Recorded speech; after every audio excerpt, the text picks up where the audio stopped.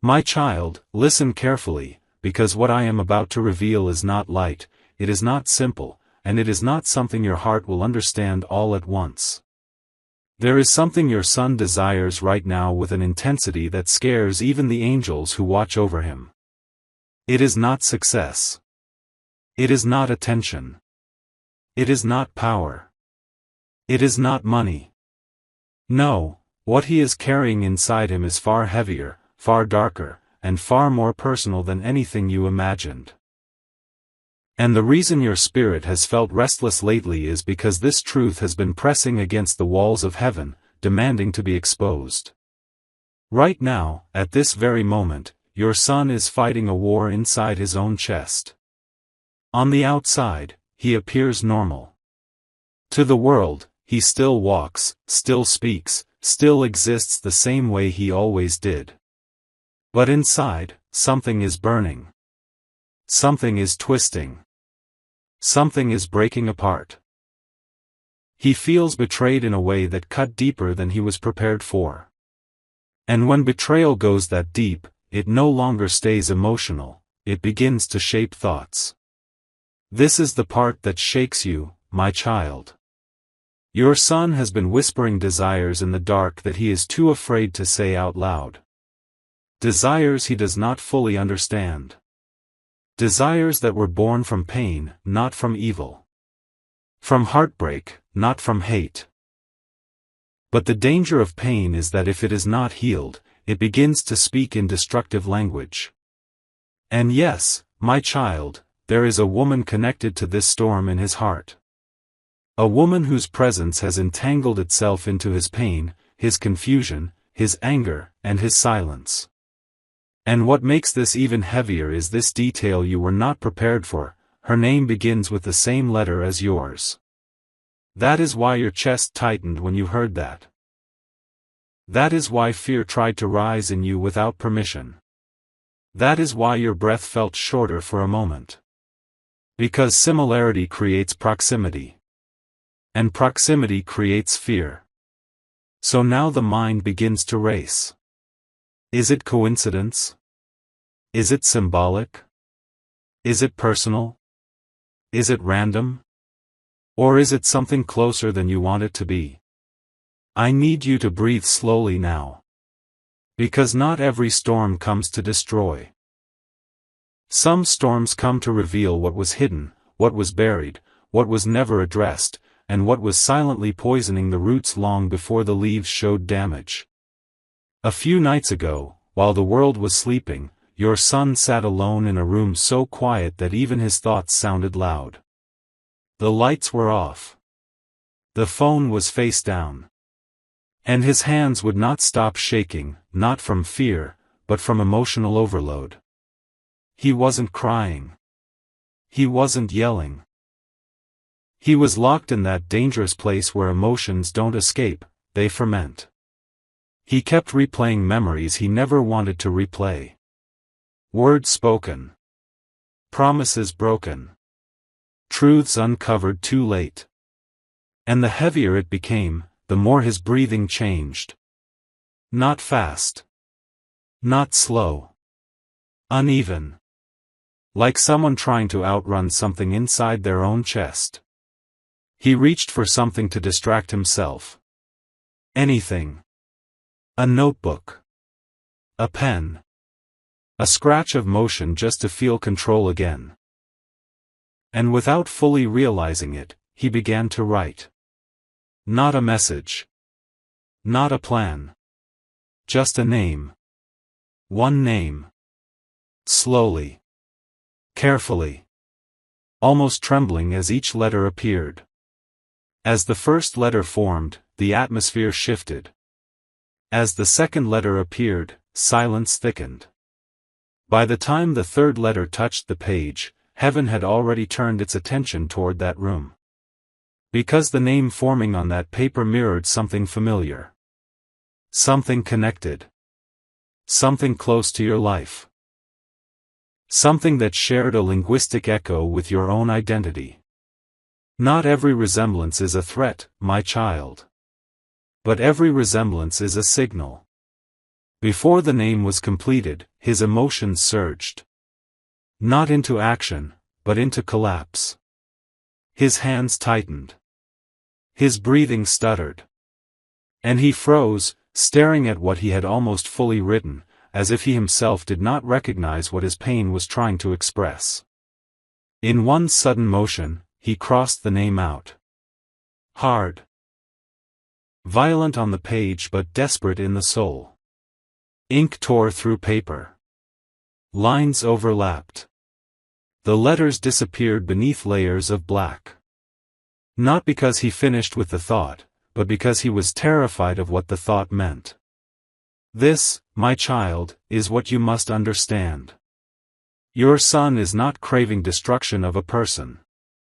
He is craving destruction of pain.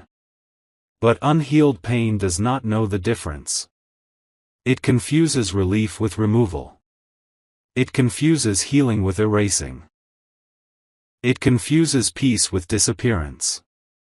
And that is why heaven moved instantly. Not to punish him. Not to accuse him. Not to expose him to the world. But to guard him from becoming what he is not. The truth hidden beneath this storm is this: the woman connected to his anguish is someone who shared emotional space with him, trust with him, history with him. And a truth recently surfaced that shattered the picture he had built in his mind. A truth that made him question his worth. A truth that made him feel used. A truth that made him feel emotionally robbed. And when someone feels robbed in the emotional realm, they often begin to fantasize about emotional erasure. Not death. Not harm. But absence. Vanishing. Silence. Removal of the reminder. Removal of the trigger. Removal of the wound. But listen carefully now, my child, fantasies born from pain are not prophecies. Dark thoughts are not destiny. Emotional breakdown is not moral failure. And suffering does not make someone evil. It makes them human in desperate need of healing. Your son does not want to be cruel. He wants to stop hurting. He does not want revenge. He wants relief. He does not want destruction. He wants the ache to end. But because he does not yet have language for healing, his thoughts translated the emotion into something frightening. And that is why I intervened. Quietly. Firmly. Without drama. Without taking him out of the world. Without exposing his internal war to public shame. I placed a restraint over his impulses. I slowed the spiral. I interrupted the mental loops. I planted interruption inside obsession. And little by little, the intensity is already weakening, even if you cannot see it yet. Meanwhile, my child, your spirit has been heavy for reasons you could not fully explain. You assumed it was stress. Fatigue. Responsibility. But a portion of that weight did not originate in your own struggles. A portion of it traveled to you through emotional connection. Through parental bond. Through unseen spiritual threads. You felt unrest because his heart was restless. Parents feel what children don't say. And now I speak to you not to create fear, but to restore alignment. Because your role in this season is not combat. It is anchoring. Your calm stabilizes him. Your presence grounds him. And though you do not yet know all that he is fighting inside himself, your consistency is already preventing him from drifting into emotional rashness. Now listen closely to this part, because it will lift the heaviest fear from your chest. No blood will be shed in this story. No irreversible action will define him. What will define him is what comes next. Healing does not arrive as light at first. It arrives as exhaustion from darkness. It arrives as disinterest in rage. It arrives as quiet detachment from the wound. And that process has already begun. Now I turn my voice to you, my beloved child. I know you are tired. You wake up already exhausted. You replay conversations with quiet worry. And some days you feel as if you are holding everything together with invisible thread that could snap at any moment. But hear this truth, you are not weak. You are carrying weight that would have already crushed others. Your strength has not been loud. It has been patient. And yet, here you are, still standing. You have sacrificed without applause. And heaven has recorded every unseen effort. Every delayed dream. Every quiet tear. None of it was ignored. A shift is building that you cannot yet touch, but it is close enough to create pressure in the unseen. Your restoration will not arrive as noise. It will arrive as stability. Your breakthrough will not arrive as chaos. It will arrive as peace. Your recovery will not arrive as hype. It will arrive as breath returning to your chest. And when it comes, you will not need to convince yourself it is real. Your nervous system will know.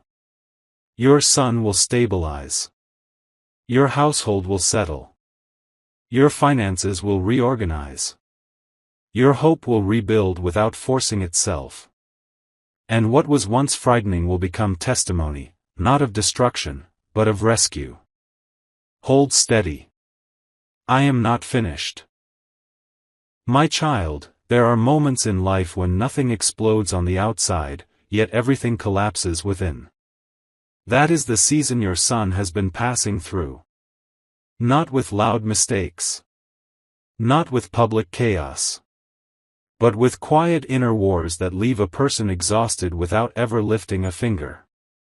And the most dangerous battles are not the ones fought with fists, they are the ones fought in the mind when no one else is watching. After the night he crossed that name out, after the surge of emotion passed through his body like an electric shock, he sat frozen in the silence. Not relieved. Not satisfied. Not calm. Just empty. That kind of emptiness that makes time feel strange. Minutes stretch. Breath feels distant. Reality feels slightly detached from the body.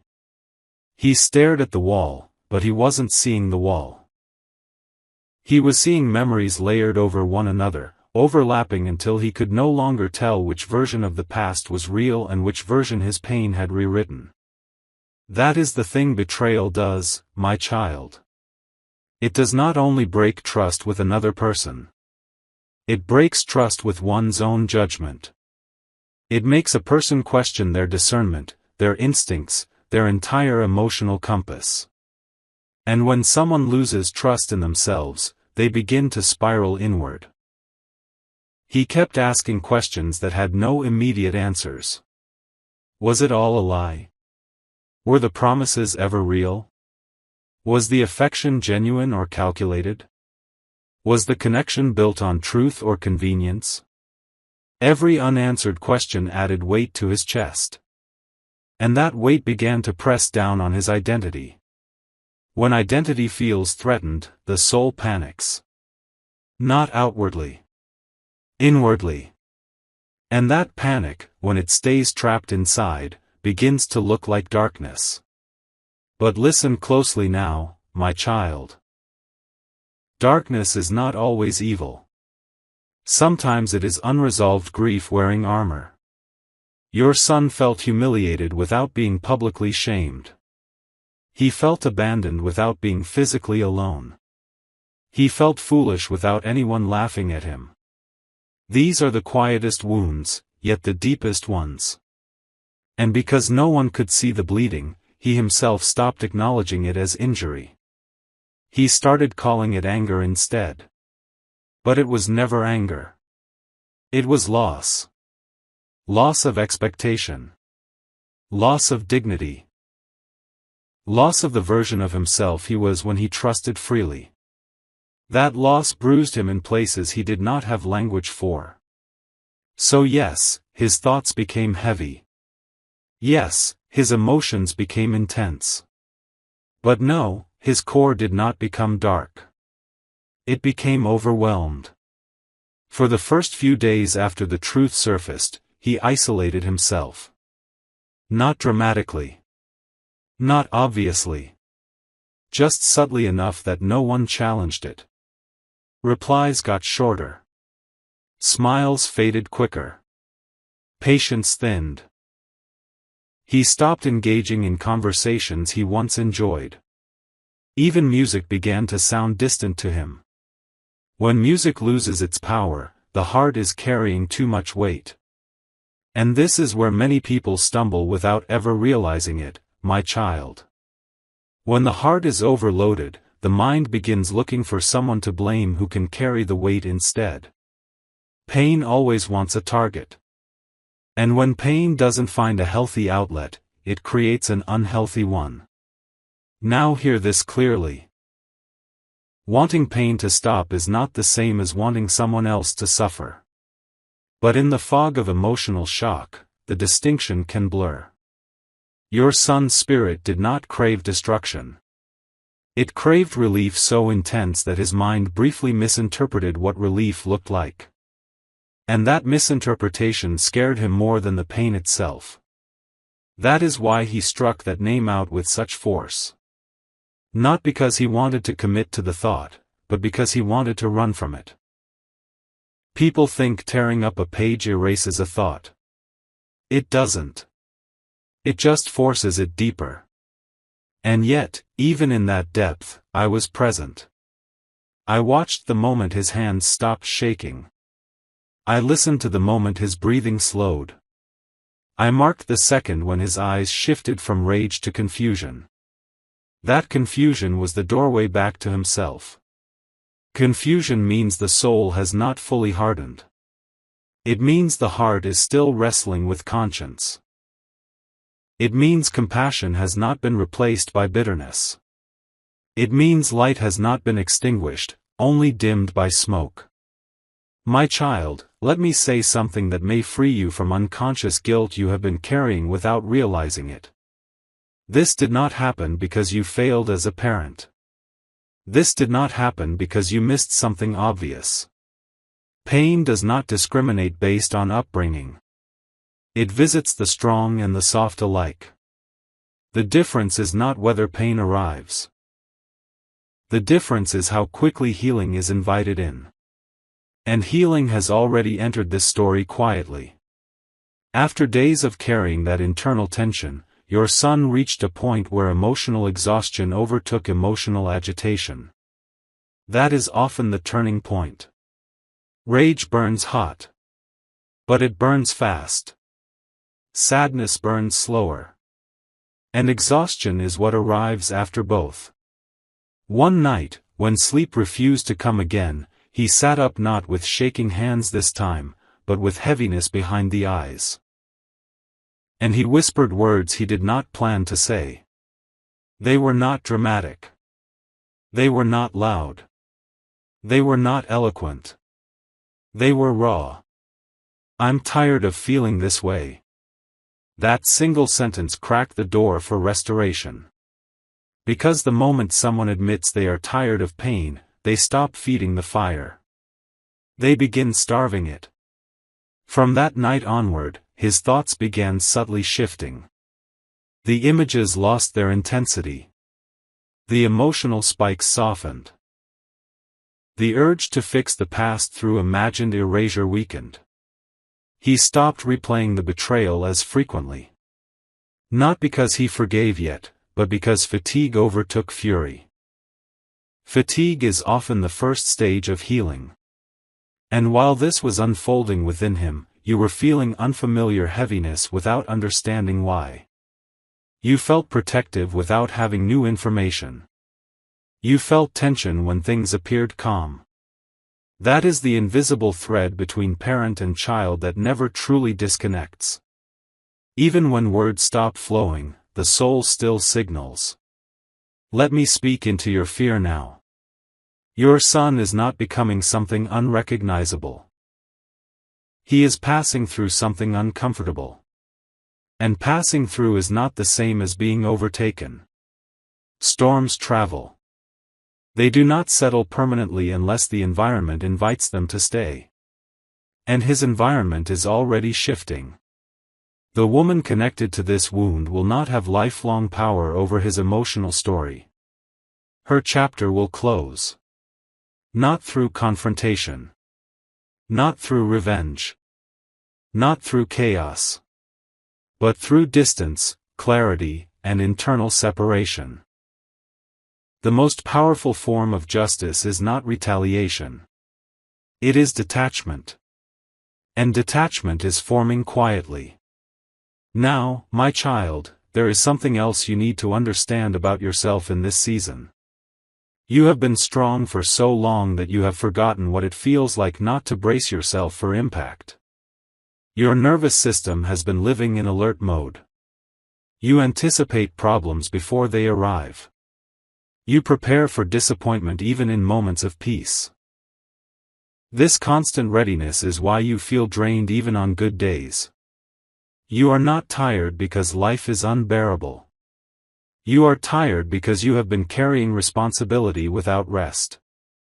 You are tired because you have been emotionally alert for too long. You are tired because you keep being the one who holds things together when others fall apart. And you rarely ask who is holding you. But I am. Not in words only. In timing. In restraint. In redirection. In things not turning out worse when they easily could have. In moments when disaster almost happened but didn't. In nights that should have ended in breakdown but quietly passed instead. In thoughts that crossed dangerous territories but turned back at the edge. These are not accidents. These are interventions you did not see. And now I speak this not to alarm you, but to stabilize you. Nothing is spiraling out of control.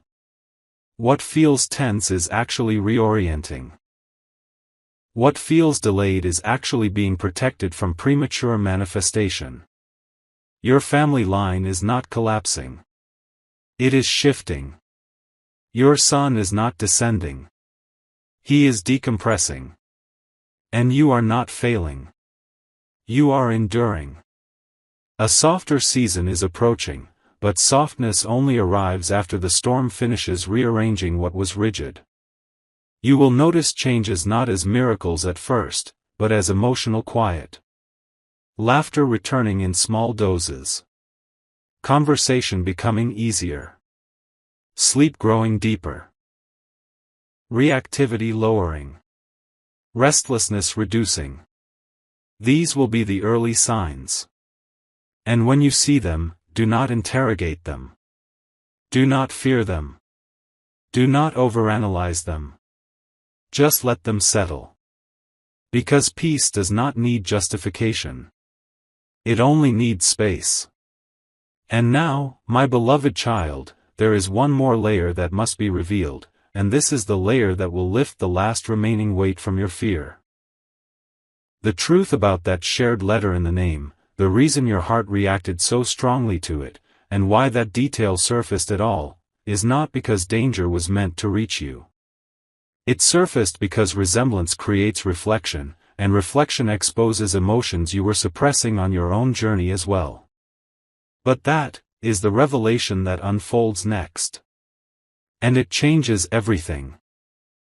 My child, the reason that single letter shook your spirit is not because danger was reaching for you, but because that letter touched a mirror inside your own heart that you have not looked into for a long time.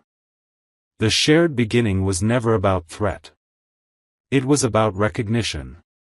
Reflection. Alignment.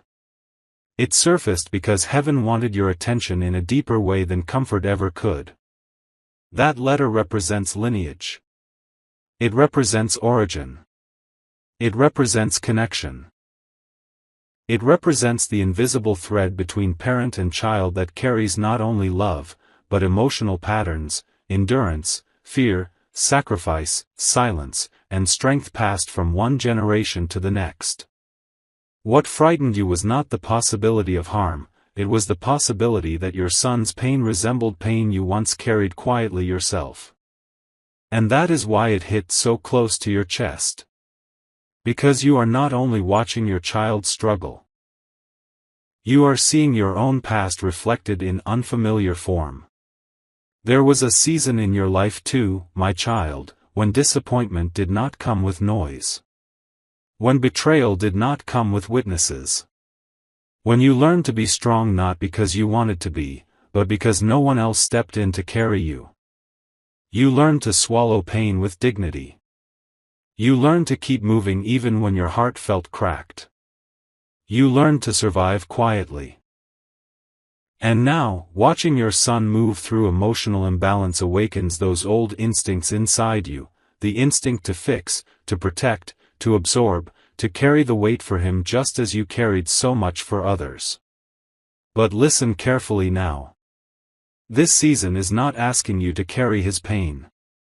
It is asking you to trust the process of his healing. Because if you carry what he must process, you interrupt his growth. If you absorb his storm, you delay his strength. If you rescue him emotionally from every discomfort, you halt the development of his resilience. This is the delicate balance of parenthood in painful seasons, knowing when to shield, and knowing when to let the inner work unfold without interference. Your steadiness is powerful. Your overanalysis weakens both of you. And now, my child, listen to the quiet truth that will bring rest to your spirit. Your son reached another internal threshold 2 nights after the exhaustion set in. Not through conversation. Not through dramatic breakthrough. But through disappointment with his own emotional state. He caught himself replaying the same images again. He caught himself breathing heavy without cause. He caught himself isolating again from people who had nothing to do with the wound. And for the first time since the shock, he felt frustrated not with what happened, but with what he was becoming in response to it. That frustration was holy. Because disappointment with one's own emotional captivity is the doorway to liberation.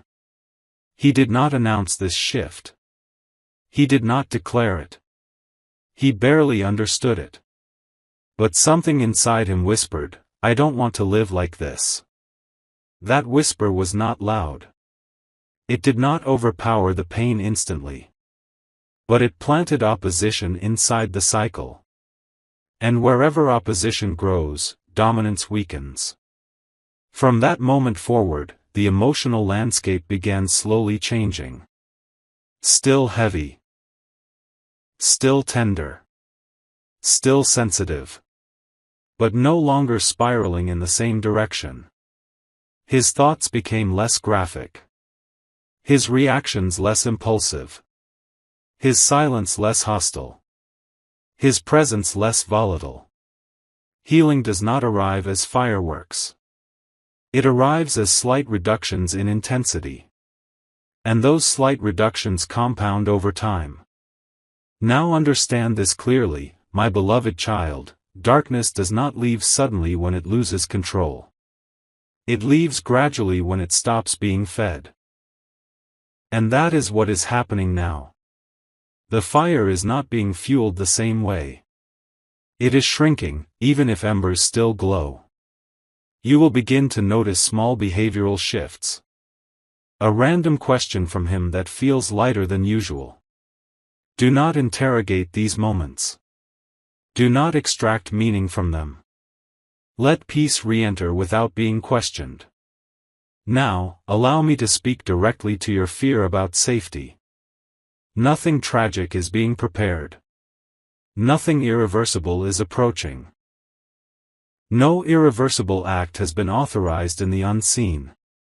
When thoughts crossed dangerous emotional territory, they were restrained. When intensity pushed toward unhealthy fantasy, it was interrupted. When mental images tried to escalate, clarity broke in. This was not by his strength alone. This was guarded. Shielded. Redirected. The reason you are hearing this message is not because something terrible is coming. It is because something terrible was prevented. And now we arrive at the deeper truth beneath it all. Your son did not lose only trust in another person. He lost a future he imagined. He lost an identity he temporarily built around that connection. He lost confidence in his judgment. And when those three collapse simultaneously, the soul trembles. But the most dangerous loss is not relationship. It is self-respect. And that is what is being rebuilt now. Rebuilding self-respect is not loud. It does not announce itself. It does not brag. It reappears as boundaries. Your son will not emerge reckless from this. He will emerge cautious.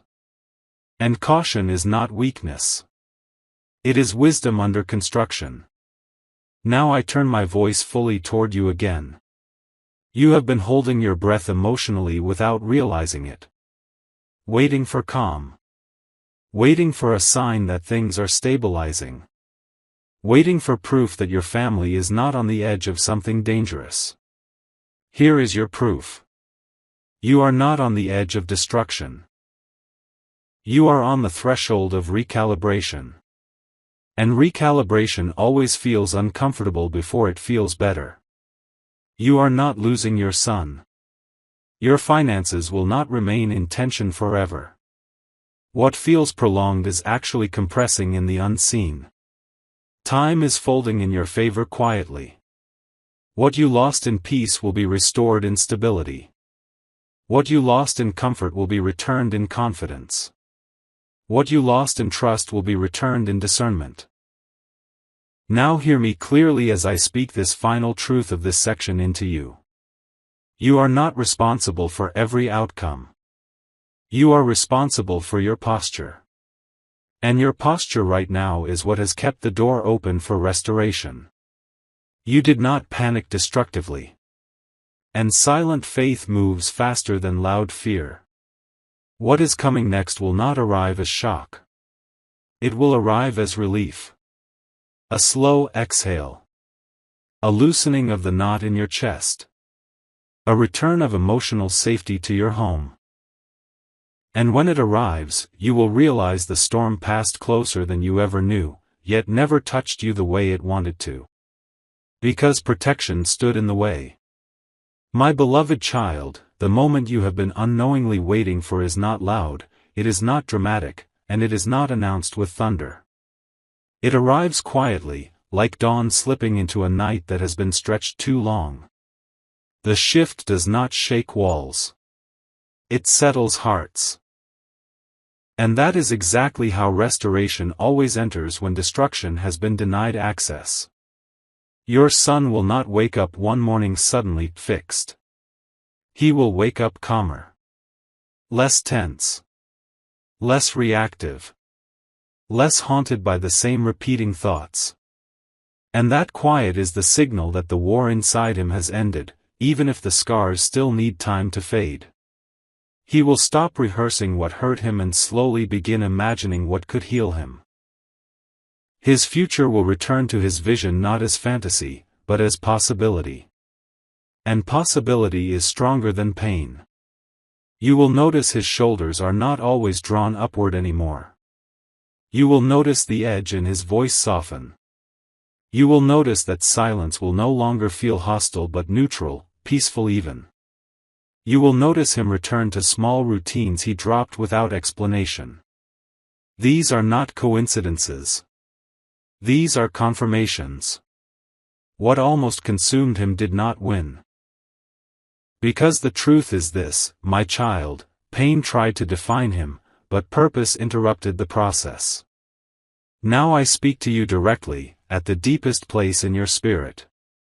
You have been functioning on survival-level strength for a long time. You adapted so well to pressure that you forgot what it feels like to live without constantly bracing for impact. Your nervous system learned to stay alert. Your heart learned to expect disappointment before hope. Your thoughts learned to prepare for collapse even in moments of peace. But that survival posture is being gently dismantled now. You will not need to stay hypervigilant forever. You have earned rest that is not fragile. Your home will feel lighter. Your mind will feel slower. And when that happens, do not resist it. Do not question whether you deserve it. Do not fear that it will disappear. Receive it. Let it remain. Let the nervous system relearn safety. Now hear this promise clearly. The emotional storm that tried to move through your family will not be the story people remember. What will be remembered is the stability that followed. The wisdom that formed. The discernment that sharpened. The strength that matured. The calm that returned stronger than before. Your son will not be marked by what almost happened. He will be marked by what he survived without becoming. And now I turn to the area that has been draining your courage the most, your finances. Every calculation you did that didn't work. Every bill that arrived early. None of it was invisible. None of it was ignored. Provision does not always arrive before pressure. Sometimes it arrives because of pressure. A door will open that you could not force open. An opportunity will appear that you did not chase. A solution will come that you did not design. Relief will arrive from a direction you did not track. And when it does, you will understand why the delay was protection. Why the struggle was shaping alignment. You were being stabilized for sustainability, not rescued for temporary relief. What is coming will last longer than what you begged for earlier. Now, my faithful child, there is something else you must release. The guilt you carry for not being able to control every outcome. The unspoken burden of thinking you must always be the strong one. You are allowed to rest. Strength was never meant to become your prison. It was meant to be your season, not your sentence. Everything that worried you did not end you. You are still standing. Still believing behind the fatigue. And now the chapter is changing. Silently. Gently. Powerfully. Now listen to this final truth and let it settle deep inside you. Nothing that tried to rise against your household will have the final word. No emotional storm. No financial pressure. No relational tension. The final word will be restoration. The final word will be stability. Now, my beloved child, you did not encounter this message by accident. You were led here because your spirit needed confirmation that what you felt could not fully interpret. And now that you've heard it, I want you to do something simple but powerful. If this message reached into you in any way, don't just listen in silence. Let your faith move. Let your agreement speak. Let your expectation activate. Like the video as a signal that you receive peace. Share it with someone who is silently carrying weight. Comment a simple, "I receive rest," in faith. And if your heart feels led to support this channel, your super thanks becomes a seed of blessing, not for me, but as an act of faith tied to your own restoration. Your generosity will not return empty. Your faith will not return delayed. Your endurance will not return unrewarded. Your season of exhale is beginning. Your season of emotional safety is returning. Your season of quiet victory is unfolding. Hold on just a little longer. Everything is aligning now. And I am with you through every step of it.